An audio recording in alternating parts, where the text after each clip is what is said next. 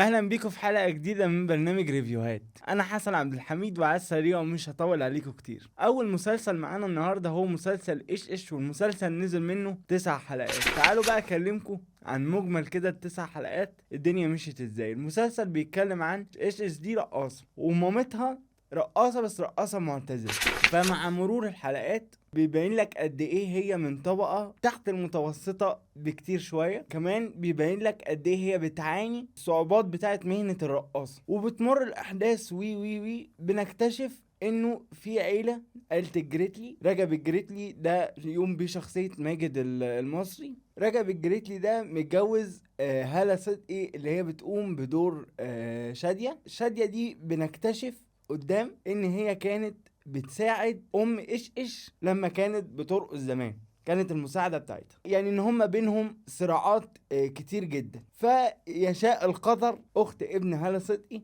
تبقى عايزة ان هي تتدرب رقص. مين جه يدربها الرقص؟ جت ايش ايش. فاول ما انتصار او يعني مامة ايش ايش واول ما هالة صدقي عرفوا ان ايش ايش دي تبقى بنت اخلاص كابوريا اللي هي انتصار، هالة صدقي قررت وقالت لبنتها انت مش هتتعلمي الرقص، وايش ايش دي مش هتخش البيت تاني. وكذلك انتصار قالت برضو لايش ايش، قالت لها انت مش هتروحي عند الناس دول تاني.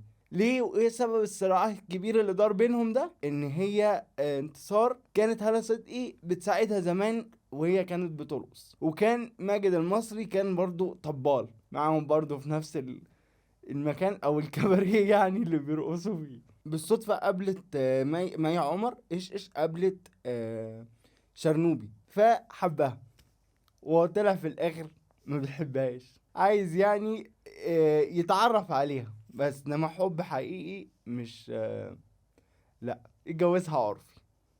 مين بقى؟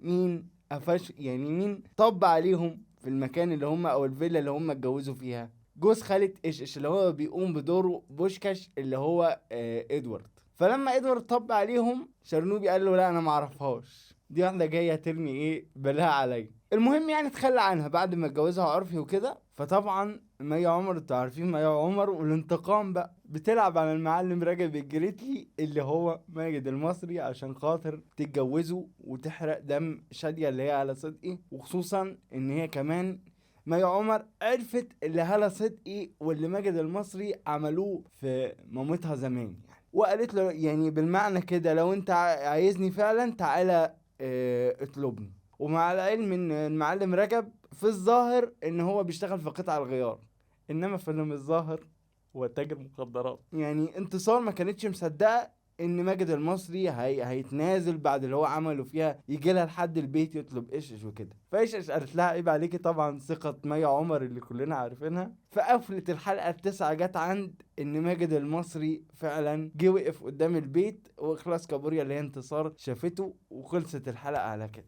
بس ادي مسلسل ايش ايش، واتمنى اكون كلمتكم عن المسلسل يعني باستفاضة وبعمق اكتر. يلا همشي اجيلكوا الريفيو الجاي. باي باي.